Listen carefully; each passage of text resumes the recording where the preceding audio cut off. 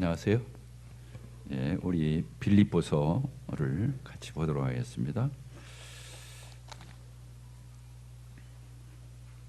빌립보서 2장 12절부터 18절까지 제가 읽도록 하겠습니다. 빌립보서 2장 12절부터 18절까지. 그러므로 나의 사랑하는 자들아, 너희가 나 있을 때뿐 아니라 더욱 지금 나 없을 때에도 항상 복종하여 두렵고 떨림으로 너희 구원을 이루라. 너희 안에서 행하시는 이는 하나님이시니 자기의 기쁘신 뜻을 위하여 너희에게 소원을 두고 행하게 하시나니 모든 일을 원망과 시비가 없이 하라.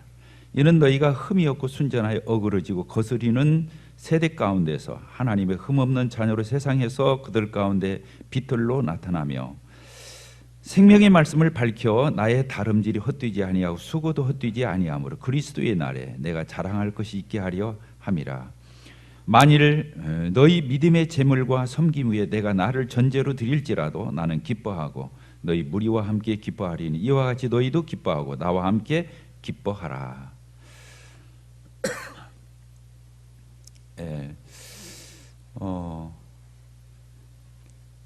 계속 바쁘죠? 바빠요. 정신없이 바쁘고 지난 10여일 가까이 이렇게 주님이 저희 교회 가운데서 계속 이렇게 임재하셔서 많은 일들을 이루고 계시고 저희 교회를 사랑하시고 참 역사하신다 이런 생각을 이렇게 하게 됩니다. 이번에 그 농구 선교팀 이렇게 왔다 갔잖아요. 그 세 분이 오셨어요. 그 조셉이라고는 형제 23살, 우리 나이로 28살 됐겠죠. 그 조셉 형제가 이것을 기획을 한 거예요. 이제 농구를 좋아하고 농구에 참 이런 그 각별한 이런 마음이 있어가지고 그 이게 농구 선교팀 활동을 해마다 자기 자비량으로 자기가 비행기 왕복 또 거기에 필요한 어떤 그런 비용 이런 것들을 지불하면서 또 자기 1년 휴가를 이때 쓰는 거예요. 그렇게 20서너 살 이렇게 먹은 형제가 참 올곧게 이렇게 주님 잘 배워서 아이들 사랑하고 이 주님 사랑하는 그런 모습을 보게 되었고, 그 엄마가 이번에 왔어요. 수전자매라고. 그래서 이제 그 엄마는 아빠하고 더불어서 그 우크라이나 선교사예요. 25년째 선교를 하고 계신 분이죠. 그런데 그 아들 이 조셉이 지금 미국에서 이렇게 생활하고 있어요. 이제 미국에서 대학을 나오고 그 그레이스 커뮤니티 처치에서 개척한 한인들이 모이는 그레이스 교회를 개척한 그 이 목교 팀하고 같이 이렇게 일하는 동역하는 그런 형제예요. 조셉의 형제가 그렇습니다. 그리고 그 또 한 형제가 왔지. 닉이라고는 형제는 30서너 살, 이게 32살이라고 했으니까 30서너 살 먹은 그런 형제인데, 그 형제는 우크라이나에 가 있는 이 부부, 그 조셉 어머니 아버지가 우크라이나에 가서 열매 맺은 그런 15살 때 구원받은 그런 친구죠. 그래서 우크라이나에서 그 이 조셉 어머니 아버지, 선교사인 어머니 아버지를 도와서 열심히 주님을 섬기는. 그래서 이제 미국에서 그레이스 커뮤니티 처치에서도 생활하고 거기에 있는 메스터 신학교 나와서 지금 우크라이나 가서 이제 목회를 하고 있는 이런 형제죠. 그래서 세 분이 왔어요. 저희 교회에 세 분이 오셨는데 정말 그 인격적으로나 하나님의 진리나 말씀이나 이런 것들이 하나도 치우침이 없이 순전하고 정말 뭐 저희들보다 훌륭했으면 훌륭했지 뭐 조금도 부족함이 보이지를 않더라고. 그렇게 참 하나님의 말씀 안에서 잘 이렇게 주님 섬겨가는 그런 분들이 오셔서 저희들을 7박 8일 이렇게 섬겨주셨어요. 참 너무 고맙지요. 그런 분들을 일부러 우리가 기획을 해서 초청을 해서 부탁을 해서 이렇게 해도 그럴 건데 그분들이 오겠다고 해서 온 거거든요. 저희들은 그냥 기본적인 이런 여건만 저희들이 협력하고 모든 것들을 그분들 주관으로 해서 이렇게 섬겨 주셨어요. 참 감사하다는 생각이 들었습니다. 우리 주일학교 아이들 그 쉽지 않죠. 그러면 원어민들 이렇게 또 특히 주님 안에 있는 분들이 오셔가지고 성경을 가지고 영어를 가르치고 아이들에게 기도하고 또 말씀 전하고 영어 가르치고 또 농구 가르치고 이렇게 하는 것들이 하나도 따로따로가 아니었어요. 농구 따로 뭐 말씀 따로 뭐 이런 게 아니고 다 믹서되어 있어요. 믹서되어 있어요. 그러니까 우리가 너무 아름다웠던 게 단지 농구만 하고 뭐 영어 공부하고 회화하고 이걸로 끝나면 좀 허망하고 좀 썰렁할 수 있는데 교리감이 느낄 수 있는 그런 게 아니라 이게 잘 인격적으로 이런 것들이 이게 참 잘 이루어지는 것을 이렇게 보게 되고 참 평안이 있고 기쁨이 이렇게 있었습니다. 그리고 얼마나 성실하게 이 7일 동안을 이렇게 사역을 해줬는지를 몰라요. 정말로 감사가 되더라고요. 그리고 이 아이들과의 친화력이 놀라웠어요. 이 아이들을 그렇게 사랑하고 아끼고 이렇게 그 소통하는 그런 모습이 참 보기 좋았어요. 틈만 나면 아이들 데리고 나가서 뭐라도 사주고 빙수라도 막 같이 먹고 통역도 따라오지 말라고 그냥 어느 안 통해도 다 튄다고 그렇게 하는 모습도 이렇게 보게 되었고 어저께 가는 날인데 아이들이 다 눈물 짜고 헤어지기 아쉬워하고 이런 모습을 보게 되었습니다. 참 주님이 저희 교회에 청소년들을 이렇게 보내주시더니 이 청소년들을 위한 선물을 듬뿍 생각지도 않은 그런 하나님만의 스타일로 저희들에게 선물을 주고 가셨다. 그래서 우리 아이들이 많은 인상과 추억을 주님으로부터 받고 이 아이들이 주님 안에서 교회 안에서 자라가는데 많은 유익이 될 것 같다는 그런 지금은 다 효과가 안 나타나겠지만 두고두고 이런 선한 영향력을 갖겠다는 생각을 이렇게 가지게 되었습니다. 참 감사하죠? 예, 감사가 되었어요. 예. 그래서 이제 여기 오늘 빌립보서 2장 12절 있는 말씀, 그러므로 나의 사랑하는 자들아, 이 빌립보 교회 성도들을 생각하면서 바울 사도가 나의 사랑하는 자라고 이 성도들을 향해서 그렇게 부르면서 너희가 나 있을 때뿐 아니라 빌립보 교회 가서 선교하고 목회할 때 이 바울 사도가 그곳에 있었을 때뿐만 아니라 지금 감옥에 갇혀서 바울 사도가 현재 없는 그 빌립보 교회 상황에서도 이 빌립보 교회 사랑하는 성도들이 항상 어떻게 하라고 그랬어요? 복종하여. 따라서 다 복종하여. 복종해서 두렵고 떨림으로 너희 구원을 이루라. 이렇게 되었습니다. 항상 복종하여. 하나님 앞에 복종하는 거 당연하죠. 하나님 그 말씀에 그 영향을 받는 그 하나님 앞에서의 다스려진 태도 참 중요하죠. 그래서 하나님 앞에 꺾어진 태도, 하나님의 말을 타는. 제가 이제 목회를 하면서 절망적일 때가 언제냐면 부모 말 안 듣는 아이하고 교회의 리더의 말을 안 듣는, 교회 말을 안 듣는 사람은 절망적인 걸 봤어요. 그래서 이 두 가지만 잘하면 반드시 살게 돼 있어요. 우리가 자녀 양육이 됐든 가정을 세우든 교회를 세우는 일이 뭘로 세워지게 돼 있냐면 부모의 권위를 인정하고, 권위주의가 아니에요. 부모의 권위, 잘했든 못했든 잘났든 못났든 부모의 권위를 인정하는 자녀, 그리고 교회의 권위를 인정하는 자녀, 그리스도인. 이건 놀라운 거죠. 오직하면 그런 말씀이 있어요. 마태복음 18장에 어떤 성도가 어떤 성도에게 잘못을 저질렀어요. 그러면 단둘이만 만나서 권하라고 그랬어요. 그런데 그 사람의 말을 안 들으면, 이게 듣지 않으면, 이렇게 안 듣는 게 문제거든요. 안 들어요. 그러면 두세 사람을 불러서 다시 증창케 해서 그 사람을 권하라고 그랬어요. 두세 사람이 같이 또 권을 했는데 또 듣지 않으면 이렇게 써 있어요. 안 듣는 데는 방법이 없어요. 안 들으면 어떻게 했냐면 그때는 교회에 말하라 이렇게 되어 있어요. 따라서 교회에 말하라. 교회는 이 예배당 건물이 아니에요. 예배당 건물이 무슨 말을 들었겠어요. 그렇죠? 근데 교회에 말하라, 이 말은 교회를 대표하는 장로들, 앞선 리더들에게 그걸 얘기하라는 거죠. 근데 교회의 말도 듣지 않으면 이렇게 되어 있어요. 또 교회가 말하는데도 말을 안 들어요. 그러면 뭐라고 써 있냐면 이렇게 써 있어요. 이방인과 세리와 같이 여기라 이렇게 써 있어요. 따라서 이방인과 세리와 같이 여기라. 이방인과 세리와 같이 여기라는 말은 교회에서 쫓아내라는 거예요.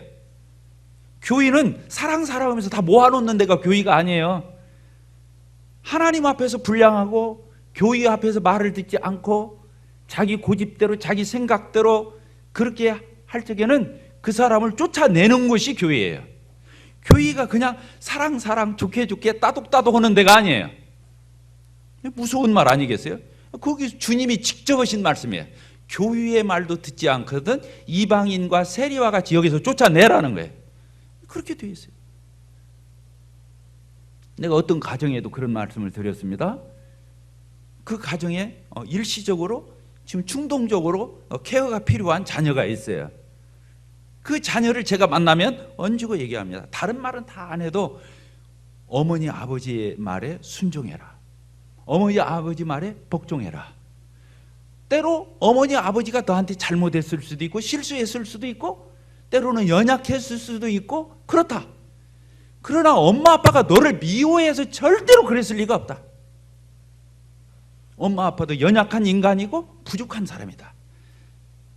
그래서 그런 걸 가지고 앙심을 먹는다든가 내 마음에 부하를 낸다든가 내 마음 가운데 불순종하는 불량한 태도를 갖는 것은 정말로 그것이 바로 악한 것이다.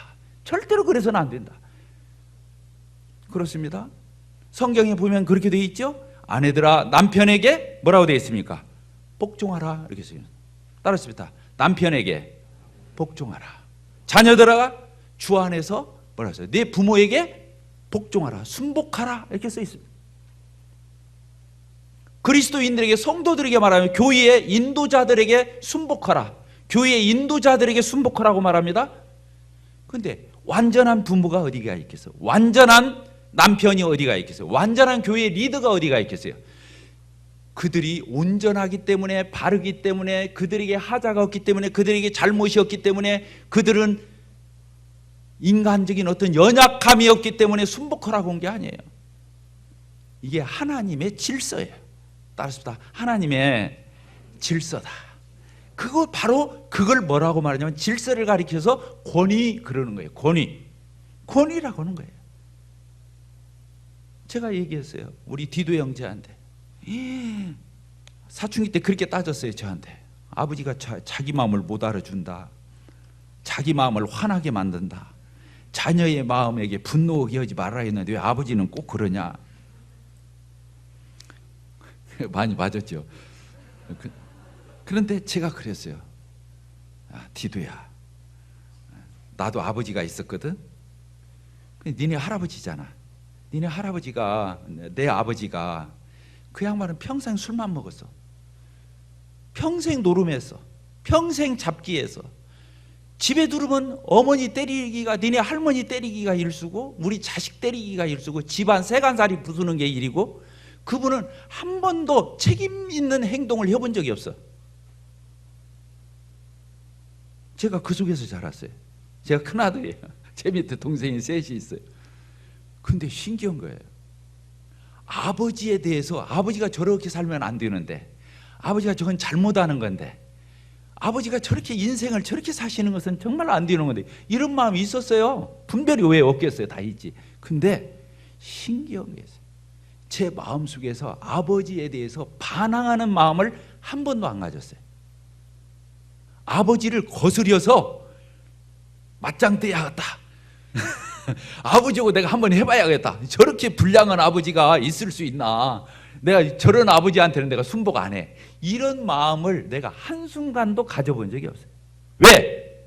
우리 아버지가 잘나서 똑똑해서 완전해서 훌륭해서 모든 것이 다 맞게 행동하니까? 그게 아니에요. 아버지니까. 따라서 봅시다. 아버지니까. 아버지가 나를 낳았잖아요. 이것은 잘하고 잘못하는 것 그 이상의 초자연적인 초법적인 그런 운명적 결탁 관계예요. 아버지가 없었으면 내가 없는 거예요. 이유 없어요. 아버지가 잘났든 못났든 잘하든 못하든 그 아버지가 있기 때문에 내가 있는 거잖아요. 그러니까 그것을 거스려서 올라갈 수는 없어요. 아무리 자식이 대통령이 되었어도 부모 앞에 가서는 어부 노릇하는 아버지 앞에 가서 무릎 꿇는 거예요. 옛날에 김영삼 대통령이 그런 걸 보고 내가 놀랐어요. 명절 때만 되면 그 김영삼 대통령 부부가 저 거제도 서물을 가요. 멸치잡이 아버지였잖아요. 그 아버지 가서 큰절하고 세배하는 걸 신문에 나와요. 그 똑똑하고 훌륭한 김영삼 대통령이 아직도 멸치잡이 하는 그 아버지 어머니한테 가서 저러는 걸 보고 제가 큰 교훈을 받았어요. 우리 여기에 계신 자매님들이 구원도 먼저 받고 성경도 더 잘 알고 또 더 훌륭한 그리스도인 자매님들이 될 수 있어요. 그러나 남편 아직 구원 못 받을 수 있어요. 구원받을 초신자일 수 있어요. 그러나 그 남편에게 어떻게 해야 됩니까? 절대로 버릇없이 해서는 안 됩니다. 그 남편을 어떻게 해야 돼요? 존중히 여겨야 돼요. 따라서 남편을 존중히 여기자. 그리고 하나님 믿지 말라는 그것만 빼고 나머지는 그 남편에게 순복해야 돼요. 자, 이해가 되셨습니까? 그러면 그 남편 반드시 구원받습니다. 그리고 그 남편은 분명히 주님 안에서 세워지게 되어 있어요. 왜? 내가 하나님의 말씀에 순복했기 때문에 하나님이 그 다음 일은 책임지실 거예요. 저희 아버지도 제가 그런 아버지였지만 제가 그 아버지에게 순복했을 때 그 아버지가 주님 앞에 돌아왔어요. 5년 동안 우리 아버지처럼 주님 아름답게 섬기다가 주님 나라 가신 분을 별로 못 봤어요. 하나님이 오셔요. 교회 장로들도 그렇습니다. 얼마나 여러분들이 볼 적에 20년, 30년을 함께 주님을 섬기는데 얼마나 약점이 많고 부족함이 많고 허물이 많겠어요. 그래도 여러분들이 따라줘야 돼요. 존중히 여겨줘야 돼요. 그게 여러분들에게 복이에요. 제가 여기에서 교회를 목회하고 장로기 때문에 이 말을 하는 게 절대 아니에요. 절대 아니에요. 제가 여러분들에게 그런 인사 받아서 못 오겠어요. 제가 저를 위해서 그런 말을 하는 게 아니라 여러분들이 정말로 축복되기 위해서 이런 말씀을 드리는 거예요. 그래서 앞선 리더들에게 장로들에게 어떤 불만을 갖거나 꽁하는 마음을 갖거나 여러분들이 속으로 판단해서 막 저울질하고 잣대로 재보고 막 이렇게 그렇게 하지 마셔요. 그건 여러분들에게 손해예요. 여러분들에게 손해예요. 나는 여러분들이 저를 포함해서 주님 안에서 다 축복됐으면 좋겠어요. 그리고 그게 착한 거예요. 따라서 다 착해야 된다. 선한 행위로는 구원을 못 받아요. 행위로 구원받는 게 아니에요. 그러나 마음이 선해야 구원을 받아요. 선해야 구원을 받아요. 그리고 선해야 주님 안에서 축복을 또 받아요. 마음이 착해야 축복을 받아요. 이해가 되십니까? 여기에 써 있어요. 빌립보 교회 성도들에게 그렇게 말하고 있습니다. 항상 복종하여 이렇게 써 있습니다. 이 복종이라는 말이 서로가 서로를 향해서 굽히는 마음이에요. 따라서 합시다. 서로가 서로를 향해서 굽히는 마음. 그래서 남편은 남편이랍시고 곧죽어도 나는 남자야 하면서 막 아내를 막 함부로 하고 자녀를 함부로 해서는 안 돼요. 그 아내와 자녀들에게도 복종해야 하는 거예요. 이해가 되십니까? 또 아내와 자녀들은 아내는 남편을 그렇게 해야 돼. 자녀들은 또 부모를 그렇게 해야 돼요. 우리 성도들끼리도 마찬가지예요. 서로가 서로에 대해서 굽히는 마음을 가져야 돼요. 억지를 부리고 거기서 고집을 피우고 고개를 뻣뻣이 들고 나는 아니야, 나는 그럴 수 없어 그러면서 내가 그런 강팍한 마음을 가져서 유익된 게 없어요. 유익된 게 없어요. 그래서 옆에 있는 형제자매들 보세요. 서로 복종합시다. 한번 해봅시다. 서로 복종합시다. 그게 수준이에요. 서로가 서로에 대해서 굽히는 마음을 갖는 거예요. 뻣뻣하다가도 목에 힘주다가도 눈에 힘주다가도 다 꺾고 그것을 마치 김장을 저게 뻣뻣한 김치에다가 뭘 뿌려요? 그 배추에다가 소금 풀어가지고 밤새도록 딱 잠갔다가 꺼내면 그냥 완전히 죽어야 안 죽어요? 그냥 그렇게 우리를 소금으로 쳐서 간죽이듯이 죽여야 돼. 그러면 그게 축복이에요. 그때부터 이제 하나님이 역사하시는 거예요. 간 안 죽은 배추를 갖다 어떻게 김치를 담그겠어요? 담글 수가 없어요. 여기 서로 복종하여 이렇게. 그리고 또 뭐라고 말했습니까? 두렵고 떨림으로 너희 구원을 이루라. 그렇게 돼. 두렵고 떨림으로 너희 구원을 이루. 나 구원 받았는데 뭔 구원을 이루어? 이렇게 말할 수 있는 지체들이 있겠죠?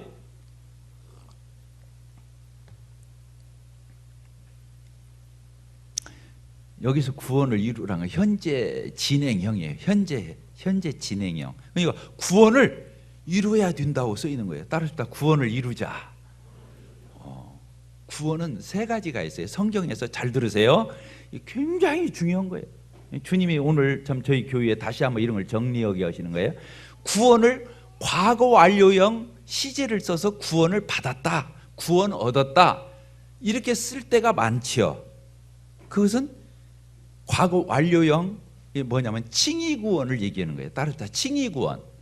칭의 구원이 뭐냐면 예수님을 믿고 영접할 때 의롭다함을 얻고 하나님의 자녀가 되는 신분 구원이에요. 신분 구원. 칭의 구원은 신분 구원이에요. 예수님을 믿고 영접할 때 의롭게 되고 의인이 되고 자녀가 되고 이렇게 신분 구원을 얘기하는 거예요. 그것은 예수님을 믿을 때 구원을 이미 받아버리는 거기 때문에 과거 완료형을 써요.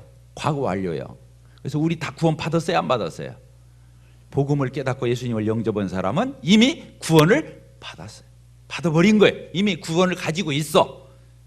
따시다 나는 구원 받았다. 우리 다 구원 받았어요. 근데 성경에서는 또 구원을 마치 지금 이루어가야 하는 것처럼 표현하는 구절이 이 구절이에요. 이 성경에서 놀라운 구절이에요. 구원을 이미 받았다고 하면서도 지금 받아야 하는 것처럼 써 있다 그 말이에요.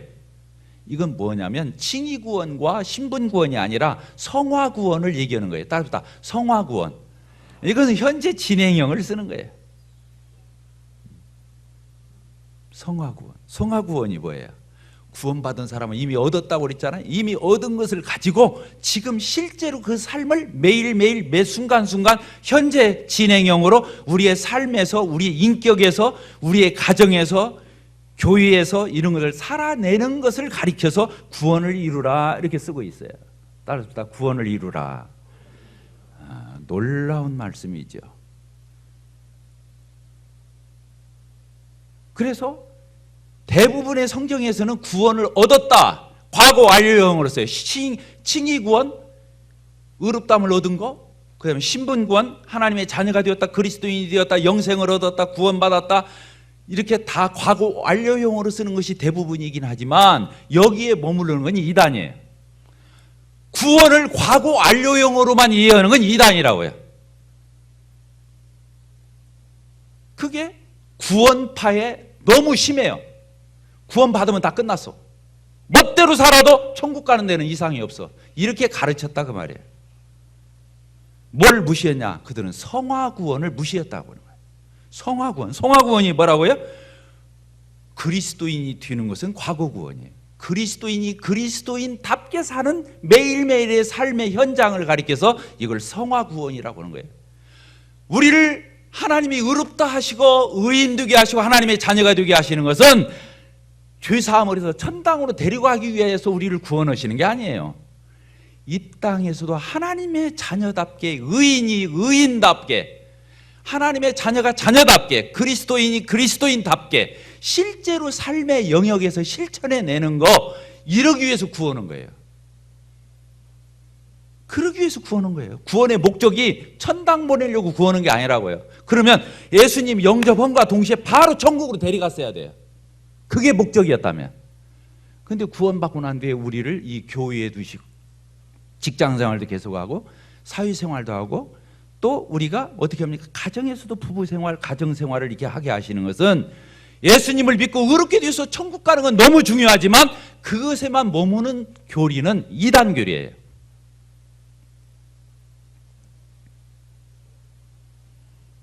성도가 성도답게 살아야 돼. 그리스도인이 그리스도인답게 살아야 돼. 하나님의 자녀가 하나님 자녀답게 살아야 돼. 주님 닮아가야 돼. 그리고 어떻게 하려고? 그래야 주님 앞에 가서 상 받을 게 있어요. 예수님을 영접하자마자 천당으로 바로 간 사람이 있어요. 그게 누구예요? 예수님 십자가의 오른편에 달려서 죽은 강도는 예수님 영접하고 바로 갔어요. 그랬어요, 안 그랬어요? 그럼 구원 받았어요, 안 받았어요? 받았어요. 자, 상이 있어요, 없어요? 상이 없어요. 상이 없어요. 왜? 주님을 위해서 그렇게 사는 세월이 없어요. 성화를 해본 적이 없어요. 그냥 간 거예요. 그래서 바울 사도가 이 마지막 부분에서 이 말을 하는 거죠. 어디에 써 있습니까?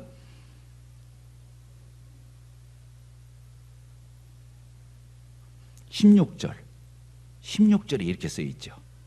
뭐라고 써 있습니까? 15절부터 이렇게 보게 되면 이는 너희가 흠이 없고 순전하여 어그러지고 거스리는 세대 가운데서 하나님의 흠없는 자녀로서 세상에서 그들 가운데 빛의 역할로 드러나고 생명의 말씀을 그대로 순종하고 살아서 나의 다름질이 뭐라고 그랬어요? 헛되지 아니하고 수고도 헛되지 아니하므로. 같이 읽읍시다. 시작. 그리스도의 날에 내가 자랑할 것이 있게 하려 함이라. 주님 앞에 가서 상 받는 걸 얘기하는 거예요. 우리 구원만 받고 천당 가는 그리스도인 될 거예요? 아니면 주님 앞에서 칭찬받고 주님께 영광 돌리고 주님으로부터 인정받는, 그리고 상 받는 그리스도인이 되어야겠어요? 말할 것도 없는 거죠. 그래서 여기 보니까 두렵고 떨림으로 너희 구원을 이루라. 구원을 이루어야 돼요.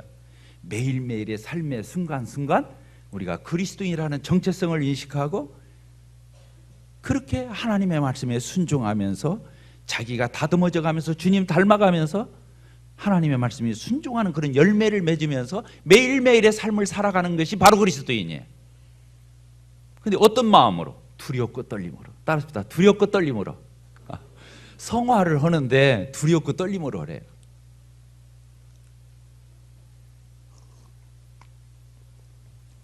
내가 구원 받았는데 이렇게 성화의 삶을 살지 못하면 구원이 취소되나? 지옥 가나? 천국 못 가나? 내가 구원 받은 것이 취소되나? 이렇게 벌벌 떨으라는 말이 아니에요. 아시겠죠?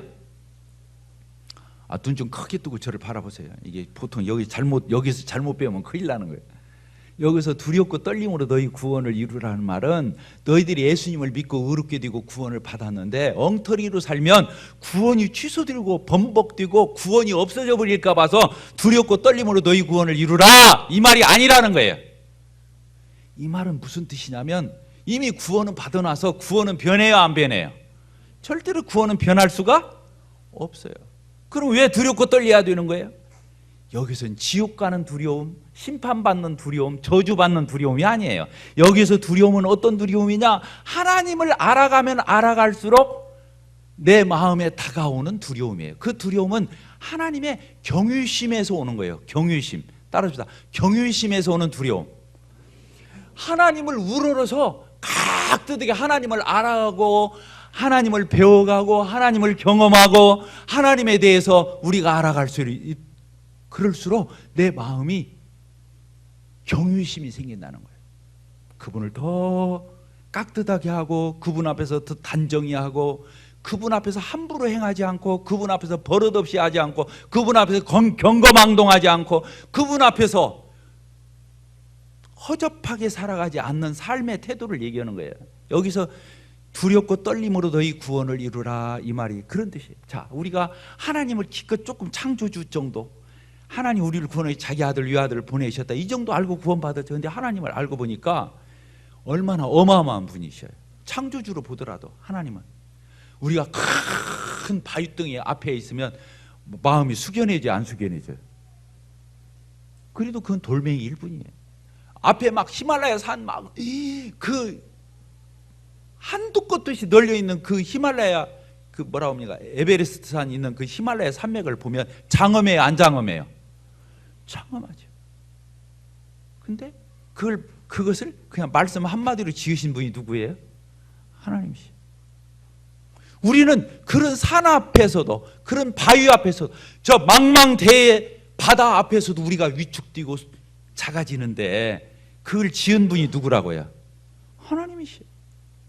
야, 하나님은 정말로 위엄이 있으신 분이구나, 장엄한 분이구나, 위대하시고 크시고 높으시고 위대하신 하나님이구나. 저 하늘에 있는 별들 이 지상에 있는 모래알같이 많다는 거 아니에요? 하늘에 있는 별들이. 근데 무질서하게 그냥 돌아가는 별이 하나도 없다는 거 아니에요? 다 궤도에 따라서 시차에 따라서 자기 위치를 돌고 있다는 거 아니에요? 그걸 지은 분이 누구예요? 그 망망한 하늘의 우주에 있는 세계를 그걸 다, 지구는 가장 작아요, 그 중에서도. 근데 우리가 거기 살고 있어요. 거기에 살고 있는 우리가 조금 큰 바위나 조금 큰 산이나 뭐 이런 거 큰 바다 하나 보고도 절절매고 우리가 숙연해지는데 그 하나님의 크시고 높으시고 위대하시고 광대하시고 그 하나님의 무한하심에 대해서 우리는 안 놀래냐? 그 여기에서 그런 뜻이에요. 두렵고 떨림으로, 이런 뜻이에요. 하나님을 모르니까 제 앞에서 제일 누가 버르장머리 없이 하겠어요? 저희 교회에서 제 앞에서 막 그렇게 하는 분은 없잖아요. 근데 제 앞에서 제일 버릇 없이 하는 게 누구겠어요? 멀모는 우리 손자들이. 우리가 하나님 앞에서 그럴 수 있다는 거예요. 하나님을 알아갈수록 그럴 수 없어요. 또 보세요. 두렵고 떨림으로 어떻게 하냐. 하나님이 무섭고 막 지옥 보내고 그래서 무서운 게 아니에요.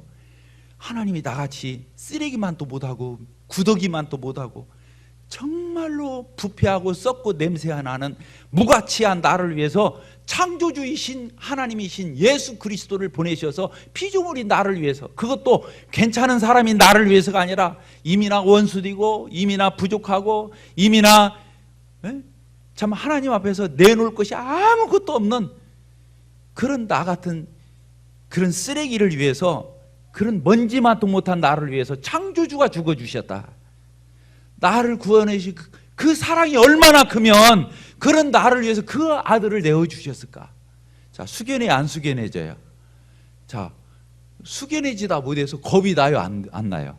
도대체 내가 뭐길래 하나님이 그런 사랑을 베푸셔, 나는 감당 못하겠다. 이야, 이건 어마어마하구나. 정말로 내가 철이 없어서 그러지 하나님은 이해하면 이해할수록 어떤 분이에요? 우리가 감당할 수 없는 그런 놀라운 분이에요. 그래서 여기다 그렇게 써놓은 거예요. 두렵고 떨림으로 너희 구원을 이루라. 아까도 예배 때 감사기도는 어떤 형제가 그러더라고요. 하나님 앞에 무릎 꿇지 않을 수 없다. 하나님 앞에 경외하지 않을 수 없다. 하나님 앞에 내 자신을 살펴볼 때, 하나님의 어떠하심을 비춰볼 때 정말로 예배를 드리는 그 태도와 그 자세에 대해서, 자기 됨됨에 대해서 고백하는 그 너무 마음에 다가오더라고요. 그런 뜻으로 따랐습니다. 두렵고 떨림으로 너희 구원을 이루라. 이게 그 뜻이에요. 그렇게 성화하라는 거예요. 매일매일의 삶이 그래야 한다는 거예요. 구원받고, 우리가 은혜로 구원받았어요. 은혜로 구원받았어요. 은혜로 거저 값없이 선물로 주셨어요. 아, 이제 나는 은혜로 거저 값없이, 하나님 사랑이 참 대단하셔. 나를 은혜로 구원하셨어. 이제 멋대로 살아도, 엉터리로 살아도, 때로는 내가 육신이 연약해서 죄를 지어도, 엉망으로 살아도 내 구원은 변함없어. 하나님 그렇게 사랑 많으시잖아. 죄도 더 편하게 짓고 더 쉽게 짓고, 죄 짓고도 가책도 없고, 그러면서 자기는 은혜를 견지한다나 끝까지. 행위로 구원받는 것이 아니기 때문에 그렇다는 거예요. 그래서 자기는 더 순수한 복음주의자 같아. 자기는 행위주의 안 빠지고 있대. 자기는 은혜로 구원받았기 때문에 은혜를 끝까지 지키고 있다는 거예요. 죄 짓고도 당당해. 죄 짓고도 당당해. 더 편하게 주지요. 제멋대로 살아놓고도 하나도 가책이 없어. 멋쓰게라도 해야 할 거 아니에요? 하나님 앞에 하나님 자녀답게 못 살았으면 멋쓰게라도 해야 하는 거 아니에요? 머리라도 긁으면서 하나님 죄송해요, 미안합니다. 하나님, 제가 정말 엉터리짓 했네요. 하나님, 저 주님 닮고 아버지 하나님 닮아가고 싶어요. 정말 하나님 뜨겁게 사랑하고 싶어요. 하나님, 저 열정적으로 주님 섬기고 싶어요. 아, 이렇게 해야 되는 거지. 우리가 구원을 은혜로 받았으니까 은혜로 살아도 되고, 은혜로 함부로 살아도 되고, 저 편하게 살고, 놀 거 다 놀고, 세상 거 할 거 다 하고, 그러면서 살면서 은혜 이런 복음은 없는 거예요. 그건 이단인 거예요. 두렵고 떨림으로 이루지 않는 구원은 이단이에요. 하나님의 사랑을 그렇게 왜곡시킬 수는 없어요. 왜곡시키고, 하나님의 그 은혜와 그 거룩한 사랑이 나를 녹이는 거예요. 나를 감고 노는 거예요. 나를 사로잡는 거예요. 그래서 은혜를 방종으로 이해하고 은혜를 왜곡되게 이해하는 건 이단이에요. 그렇게 교리를 가르치지 않는다 할지라도 그런 풍조로 가르치거나 그런 말로 어설프게 사람의 마음을 혼잡하게 하고 어지럽게 하는 사람은 이단인 거예요.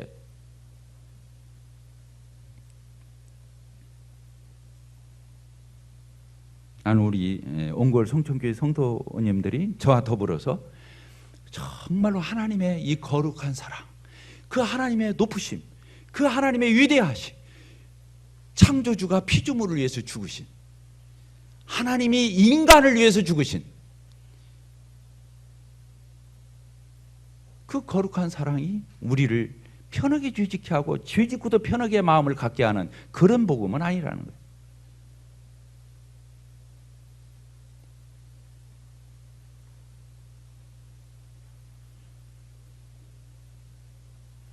그래서 13절 읽고 마치도록 하겠습니다. 너희 안에서 행하시는 이는 하나님이시니 자기의 기쁘신 뜻을 위하여 너희에게 소원을 두고 행하게 하시나니 모든 일을 원망과 시비가 없이 하라. 이렇게 되어 있죠. 우리 안에서 하나님이 역사하셔야 그렇게 선하게 살고 싶은 마음, 하나님 앞에 굽혀진 마음, 하나님을 따르고자 하는 마음, 하나님을 사랑하고자 하는 마음, 내가 나의 주인 되었던 자리에서, 세상이 주인 되었던 자리에서 이제 주님이 주님 되시고 하나님이 아버지가 되시고 이렇게 제자리를 회복해서 이렇게 갈 수 있는 이런 마음을 누가 주신다고요? 너희 안에서 행하시는 이는 하나님이시다고 그래서, 그러면서 그런 소원을 내 안에서 불러일으켜요. 그렇게 살지 않으면 불편해요. 그렇게 살아야 마음이 편해요. 그리고 뭔가 한 것 같은 거예요. 그 행위를 내세우기 위해서가 아니라. 하나님은요, 우리 안에 소원을 두고 행하셔요. 소원을 두고 행하셔요. 놀라우신 분이시죠. 그래서 우리 안에서는 소원을 두고 내가 소원을 가지게 되어 있어요. 꿈을 가지게 되어 있어요. 비전을 가지게 되어 있어요. 그런데 그 소원을 주신 분도 누구라고요? 하나님이시라. 그걸 또 이루어 주시는 분도 하나님이시라.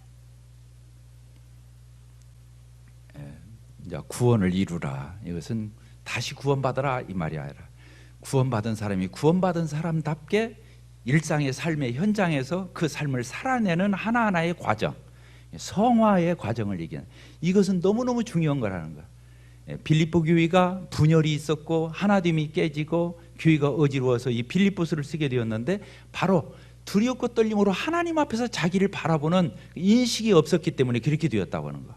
이런 걸 생각하면서 저희들이 마음을 모아서 주님 섬길 수 있게 되기를 바랍니다. 기도하고 마치겠습니다.